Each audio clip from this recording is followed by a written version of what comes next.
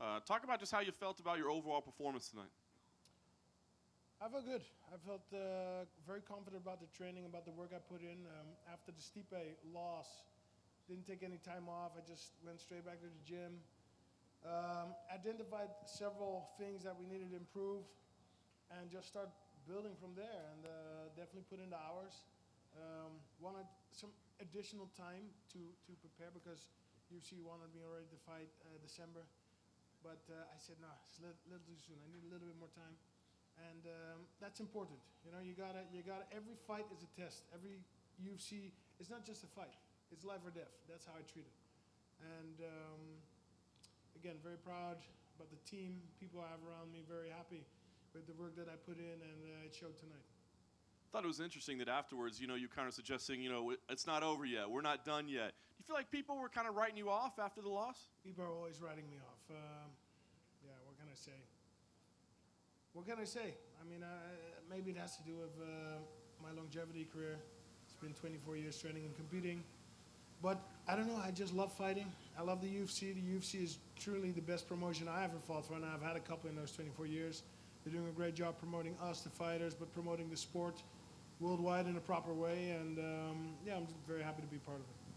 And last for me, you've mentioned the name Francis Ngannou a couple times. Curious why that one's interesting to you, because of course he looks like the dangerous young guy right now, the up-and-comer, and would try to make a name off you. I don't know how much you would get off him, and he looks like a really dangerous guy. So why is that a guy you want to fight? Well, I like to test myself. I believe that every opponent makes me better. And I don't know, he mentioned my name, and I was open to the idea. I was like, hey, wait a minute, somebody wants to fight me. I never back down from nobody who wants to fight me. That's one. And number two, of course, Francis is there. I would never, if that's going to happen, it's great. But I'm also going to be looking for that other fight, of course, championship fight, JDS versus Stipe. Two great athletes, two tremendous fighters. I really loved their first fight. It was back and forth and a very tough fight for both. But if JDS would win that one, I could see a rematch there too.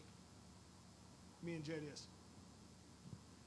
Alistair, a lot of the work in the fight was done up against the cage. Mark Hunt was able to land a few short elbows before you knocked him out. Was there anything in that clinch in terms of you having to make any types of adjustments, or was it just waiting for the opportunity to land those knees? Well, again, I remember from my first fight with Mark, the guy is durable, but above all, he's very strong. He has that one punch knockout power. So that's something that's constantly in your mind. You gotta, before you know it, you're waking up in the locker room and it's done.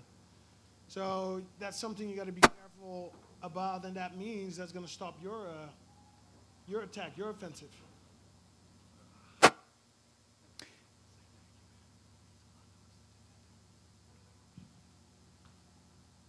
Don't leave. How was that?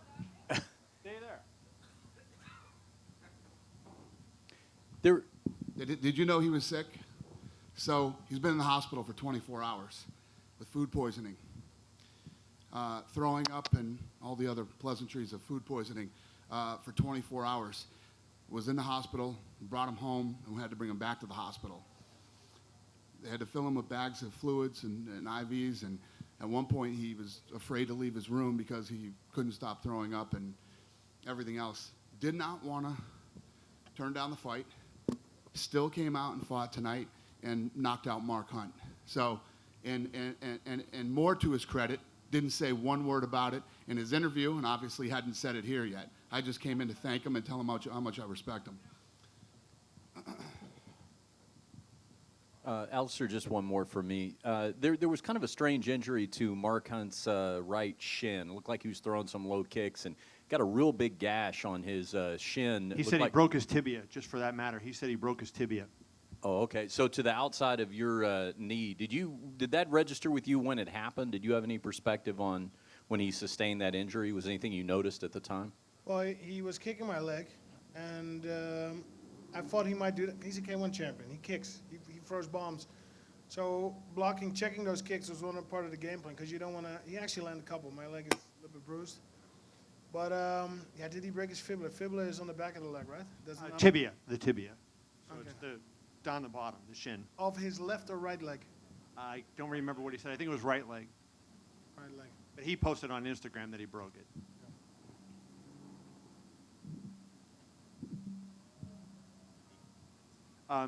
My first question for you, and then I have one for the president, is you were switching southpaw and conventional a lot in the fight. I mean, what does that do against a guy like Hunt?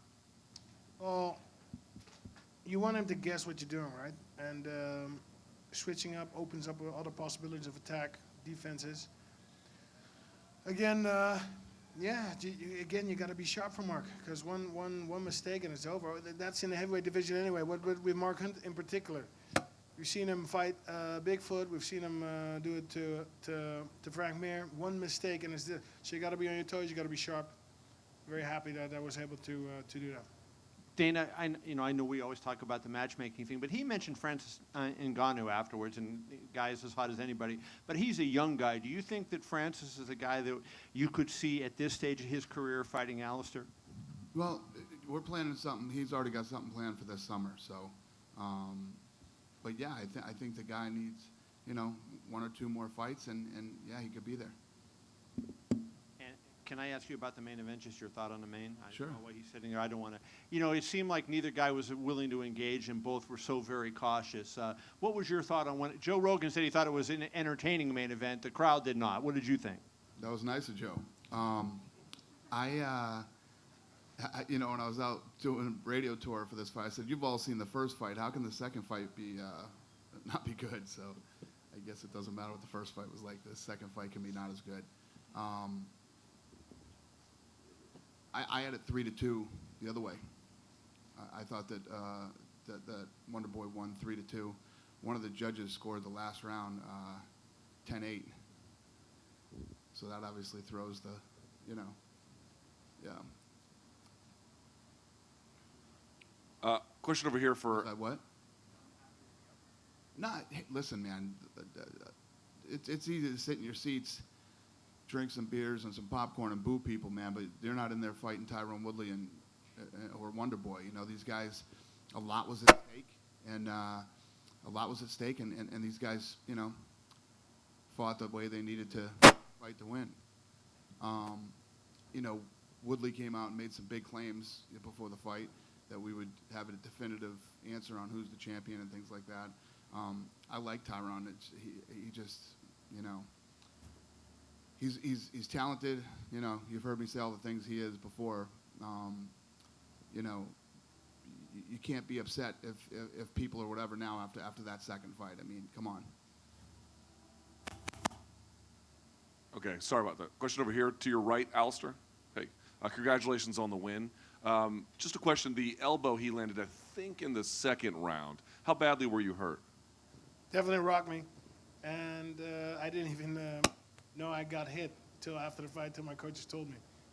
So it definitely had an impact. But when you're in the flow, you can also fight autopilot, and stuff comes back to you later. Well, I'll be watching the tape too, expecting some stuff to come too. But it definitely. And if you could clarify, I don't know what the rules are in total clarity here, but just to clarify, Alistair, were you administered an IV at the hospital? And if so, was there a therapeutic use exemption given by USADA? What happened there? Yes, we went through all the steps necessary. So got really sick, and yesterday I was at the weigh-ins. I was out. I was like low energy. I mean, I put on my my acting face, looking angry, but I had like zero energy. And if I'd felt today as I felt yesterday, I would not have been able to perform. But went to the hospital, got an IV, slept very good, took something to help me sleep. I could get some food in yesterday evening before sleeping, and recovered kind of okay. And yeah, we're going to go for it, and we're going to do this. Again, getting a lot of confidence from my training, my preparation, studying tape, all the work that's been done, not just the last 2 months in Albuquerque, but immediately after the Stipe fight, I just went back to the gym and started improving. Hey, Dana, before you take off, can I ask you a couple? I know that you hate to matchmake right at the end of a night, but you do have, the welterweight pitcher has now got some clarity, I guess. You have a champion now, but Maia was looked at as the guy who was next in line. Now he's got a fight booked. So do you have any kind of clarity you can give to that welterweight title picture? I don't. No. I know you don't matchmake the night of fights, but what are you This gonna is do just now? one of those interesting ones where like Mayo had just been booked, but it's just you got to give it time, I guess, and Yeah, okay. we'll figure it out. And then also, I know it's only been 24 hours, but any conversation you had with Tony, what he wants to do now? You know, I mean, this guy was ready for a fight. Any discussion that you had with We haven't. Habib? I mean, the thing is that he was devastated. When he came over to our offices, and he was as bad as anybody I've ever seen when a fight pulls out.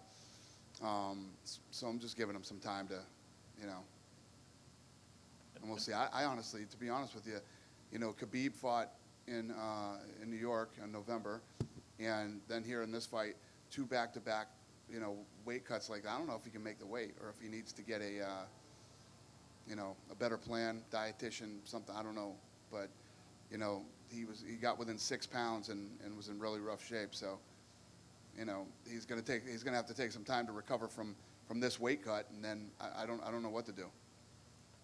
Last question, just trying to get some clarity on something about Ferguson. In the past, when guys have had opponents pull out at the last minute and it wasn't their fault, they've received their show money, but this one's unique, obviously, with the title on the line and a co-main event. Is there anything you can tell us? Yeah, we've never done that. So no show money was paid? No, he got paid. He did get paid, but he did. Okay, thank you. All right.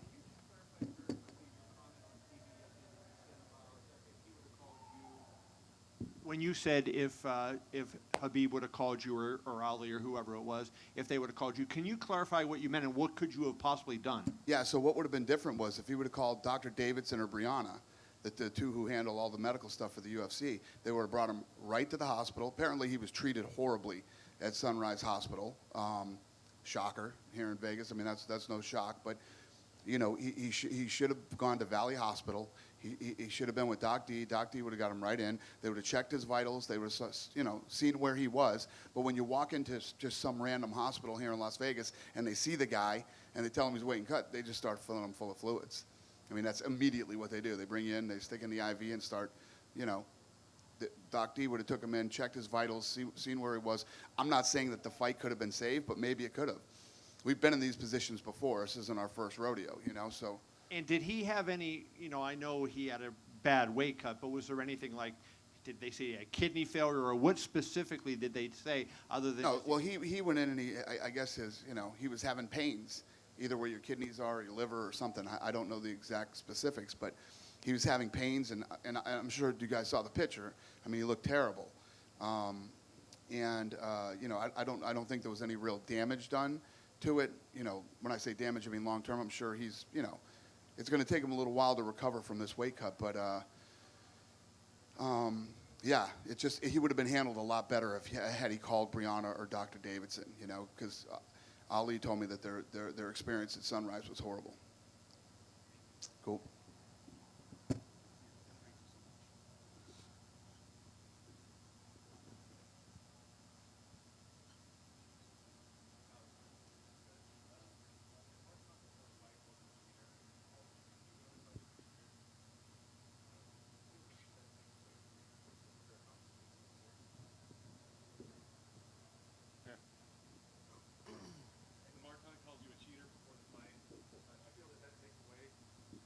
When Mark Hunt calls you a cheater before the fight, do you feel that takes away from the things and the accomplishments that you've had in the sport? People know what I've done. People know what I've not didn't do. And again, I really feel positive. I'm an optimist.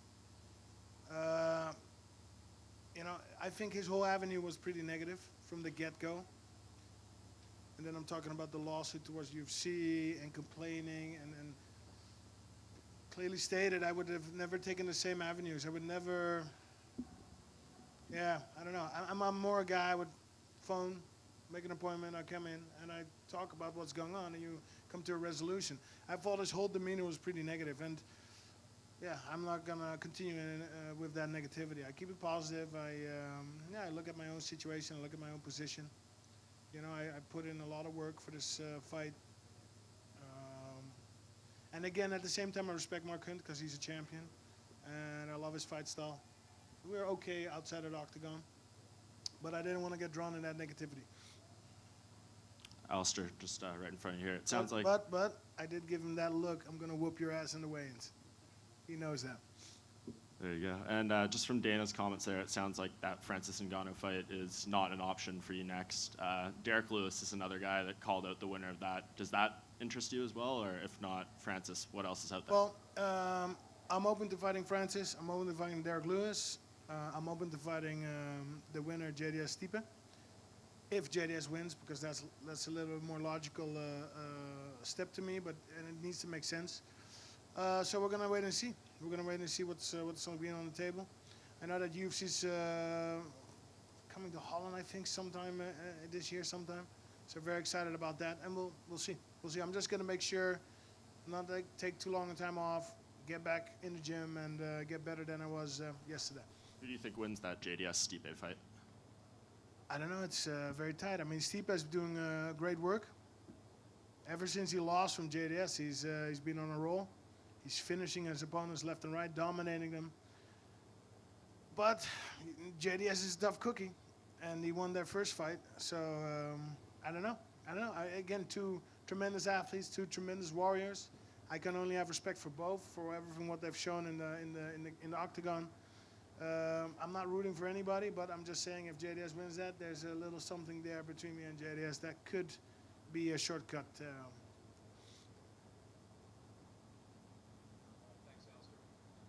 Thank you.